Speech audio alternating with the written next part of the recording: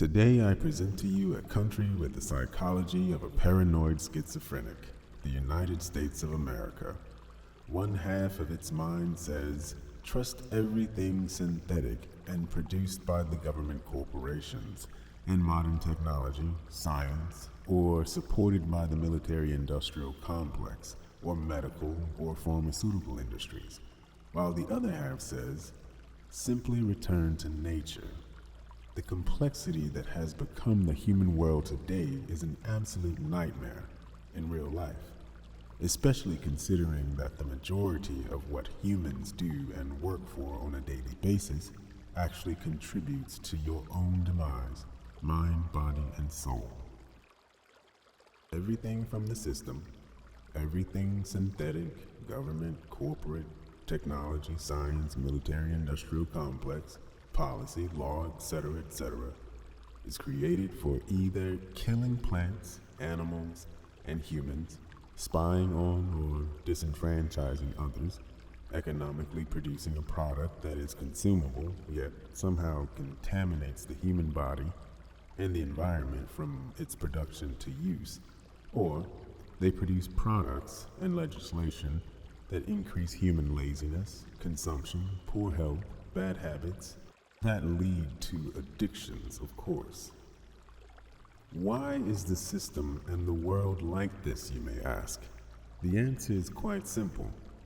In every corporate and government decision, there is one thing that is never considered, the human being.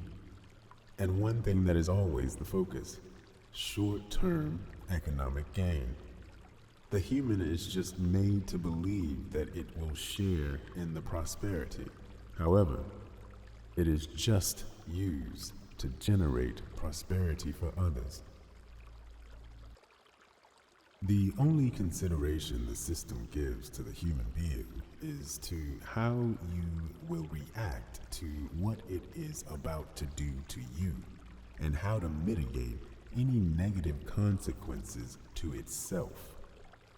That, my friend, is the behavior of a narcissist. And guess what?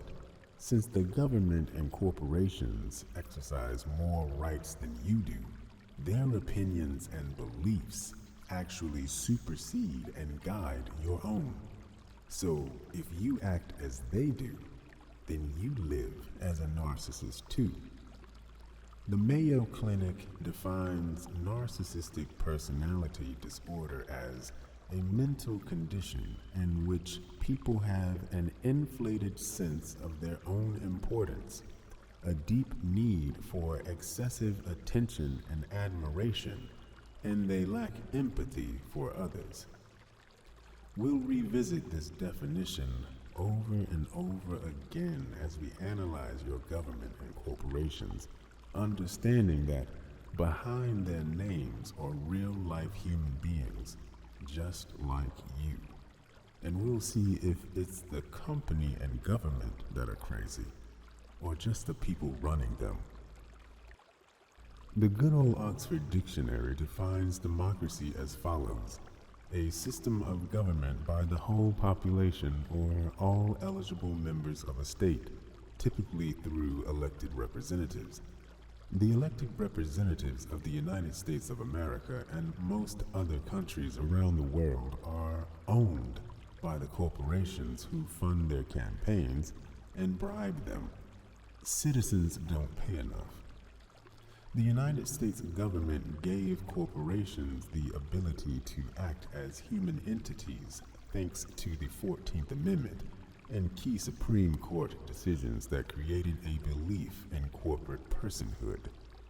Corporations have a longer lifespan than human beings do, so their opinions can be set in stone for centuries.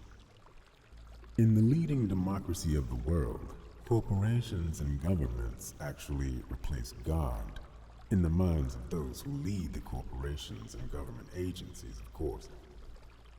If that is the case, then one should easily see that this is no democracy, and the good old USA cannot lead any other nation in exemplifying what a democracy is.